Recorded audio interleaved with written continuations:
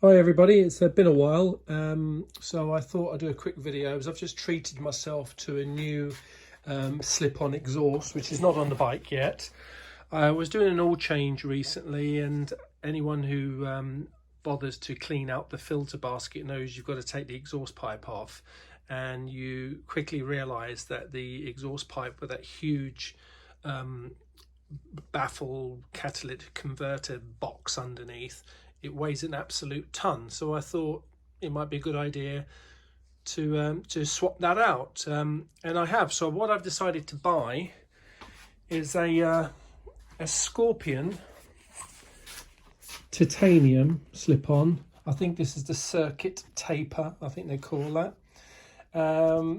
Partly I quite like it. It's going to be quite short and stubby, which I wanted to keep it that way, and priced because this delivered with all the fittings you see here. But there is a fitting kit. There's two baffles. There's the usual end baffle that everyone knows about, and sometimes you get this intermediate one which slips in here. Now it comes with all the springs, all the fittings, all the instructions. The quality is phenomenal, I have to say. It's absolutely top notch, and it weighs absolutely nothing. I'll get it on the scales in a second, and we can see what it actually weighs. Now they give you obviously they do their dyno test if anyone's interested. I'm not really buying this to increase the power, but just out of interest, they actually give you the figures here of with the standard exhaust. They give you the figures with the new exhaust with both baffles in, with only the end baffle in, and with the intermediate one removed, or without any baffles at all. So that's quite interesting to see. And for anyone who's interested, I actually think their power, it's a good compromise, because when you look, if anyone goes online and follows these lines on the chart, you see that the green one is a happy medium. It's in a nice position. The light blue is the standard exhaust, and I think the green's a good one. And funny enough, the green one is the Scorpion DB Killer only, so that's the end one, and with the middle one, intermediate one, removed. So that might be a good option for anyone who's interested. I'm going to pop them both in initially and see how I go, because again, I wasn't buying it really for performance, probably for weight, for looks, and maybe a little bit of sound. I never had a problem with the sound of the original one anyway. So yeah, so here are all the pieces. I bought this direct from Scorpion, so it came, they had to make, they're actually short, so they were waiting to manufacture some of these fitting kits, I understand. And again, the quality and the fit is phenomenal, I have to say. I'm well impressed. It's better in the flesh than you think it's going to be. Anyway, so I'm going to what we're going to do now, we're going to weigh the thing. So let's have a look if I can do this all in one shot. So let's pop the old scales on. And this is just the pipe with the one baffle on the end, and that comes in the pipe with just the one baffle that, as you can see, just over 1.5 kilos. So if you were to pop both baffles on, you'll see that's 1.6. The fitting pipe, you've got no choice about that, 1.92. Let's go the whole way. Let's see if we can get all the springs on. 1.986, and that's going to be 2 kilos, isn't it? Let's have a look if I can get the all of the nuts for anyone who's interested in these things. It's going to be a lot lighter than the standard one, I tell you that. So what do we end up? That's absolutely everything. So if you put the pipe on, both baffles, all springs, nuts and bolts, just over 2 kilos. 2 kilos for all of that. Okay, so I'm going to move over to the bike and show you what needs to be done.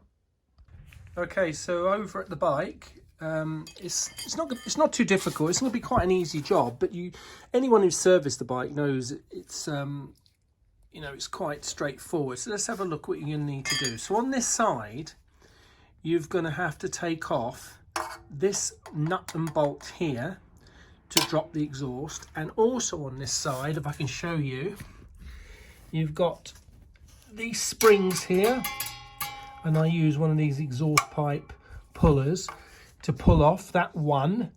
That's the only one that's holding that exhaust and box on, you see there.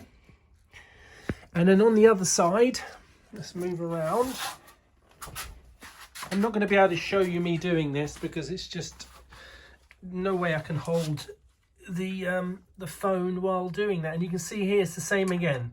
On this side, you won't be replacing any of this, so I'm yet to decide whether you just leave this hole blank or whether you pop that bolt back in and do it up just so it looks neater, but otherwise you'll be left with just an end bracket with a hole in the middle. So I don't know, we'll see what we do at the end.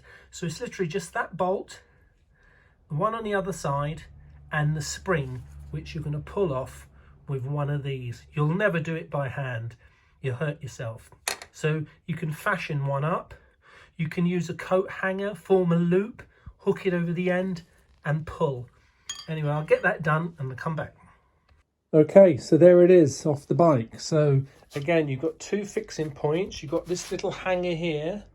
I'm not sure we're going to need that. I've got to look at the diagram in a minute. And there's one on this side.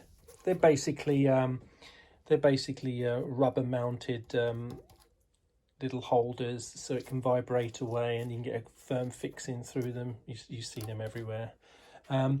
Yeah, and it weighs an absolute ton. So let's have a look. I couldn't, it wouldn't even register on the kitchen scale, so I've got the bathroom scale. So let's see if we can lift the thing up onto that, and let's see what we got. So we've got 13 pound, 13.2 pounds. So say 13 pound.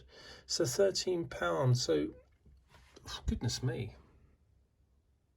And the other one was we were in kilos, weren't we, on the other ones? The other one was 2 kilos, so that's 4.4, and that's 13.3. So that's 9 pounds. 9 pound heavier, that thing. So that's a huge difference from 4 pound, from 9 pound, from 13.3 pound to 4 pound. Okay, so on the bike, let's have a look. So what you're left with is, as you can see, that's what I was talking about. I'll probably stick a bolt in that to blank that off on this side, because that won't be used. Because you've got all this space underneath now will be vacant because that huge box won't be there. And on this side, the hanger here we used, that will be reused with that bracket, I imagine. And you're left with this little pipe which you use the fitting kit extension to connect. And anyone who's done the oil change, that's what you have to do anyway to get to the basket in there. And all you would do different on that one is remove these two springs, which is the only thing holding on this section of pipe from here to here. And once you remove that, you have full access in there. So it's not daunting, it's quite straightforward. So it's just springs. Use a puller because there's a lot of tension in those springs and it comes off. Sometimes there's a lot of carbon build up, so you have to give it a little wiggle and it just pops off. There's nothing else holding it on, no paste, nothing. So let's have a little look underneath. So that's where that box is sitting, was sitting. So that'll just be empty. So here you're going to have this little bracket sticking out. So I think that's going to need a bolt because that doesn't look good over on that side. All right, so over to the bench. Here, just looking at the diagram. So the easy thing to begin with is you can have the pipe here with the intermediate baffle that goes inside that way round. The fitting pipe which will then go on like that. And you've got 2 springs. They supply these rather nifty rubber coated with a little scorpion logo on them. So 1 each side. So 1, 2. So I'll set that up for now. So the baffle, pipe and 2 springs. Bit's done. So the springs are on, and obviously this will still rotate. So when you go to fit it on a bike, you might need to jig down around to line up. So the next thing to do, I'm just looking at here. So let's see if you can figure this out. So you've got this little bracket here, and they're saying with the original hanger, which we've looked at on the bike, you've got to use the original bolt to go through the original hanger to pass through with this spacer at the back, which will use the top hole to mount into the original hanger. The exhaust pipe itself hangs on the lower part using the supplied bolt with the fancy chamfered ring on the front. So it's something like this. And then that on the back with a washer. It's small in the picture, but number 7 says the M8 25mm washer, which is exactly what that is. And then it says at the back, number 8 is a 8mm nylock nut. Now that's the one thing that was not in the pack. So that's a shame. But I've got a supply of bolts and nuts. So I'm going to dig around in there and see if I can find myself one. So I'll be back in a bit. Well, my goodness me, I had to search. High and low for that. So basically, yeah. So I did find a couple. So there it is. That's how I understand it goes on. And there's an old crusty old nylock nut, which I'll have to use for now. Not happy about that, but there we go. And we're going to use the existing nut and bolt with the spacer on the bike. And then there's obviously one more spring, which I'll show you, will come from here to reconnect to the bike, the one we took off. So we'll do that over at the bike. Okay, so there it is. I've not nipped it up yet, just to show you where I think, I'll double check where I think everything goes. As you see, the first bolt goes to the original hanger with that fancy chamfered washer, and the original bolt that you've reused goes through to the back, and you see, let me see if I can point to it here, it catches the nylock nut that it came with that spacer in between, just to push it out. And as you tighten it up, you'll see that the exhaust pipe wants to settle into a position.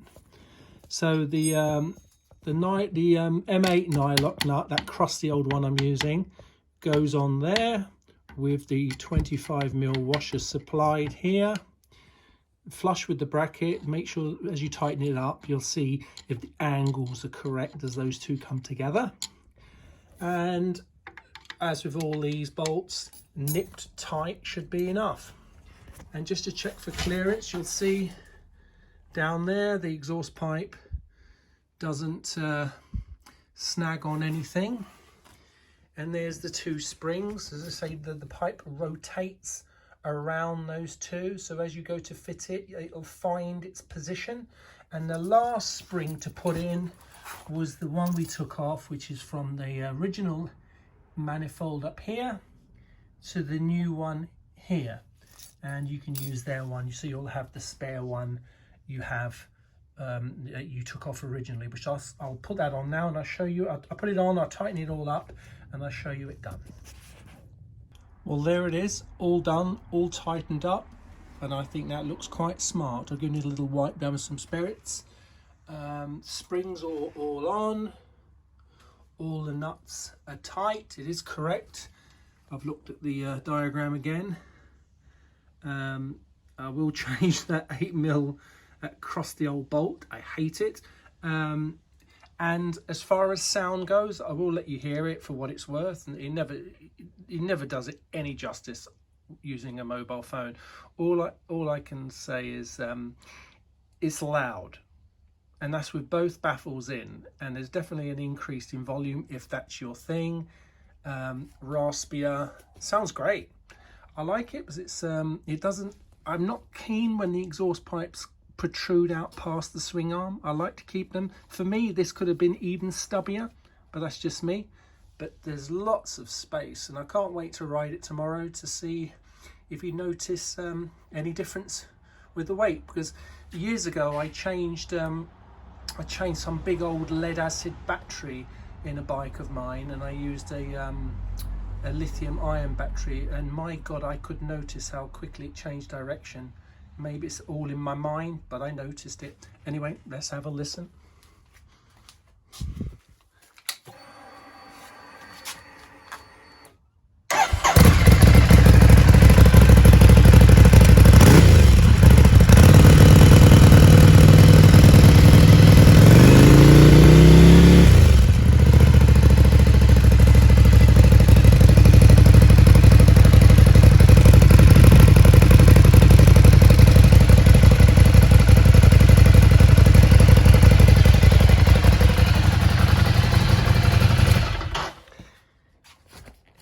Anyway, that's that job done. It's quite straightforward, quite quick, easy peasy job. Great price, $369 I think it was delivered. Yeah, what do you think?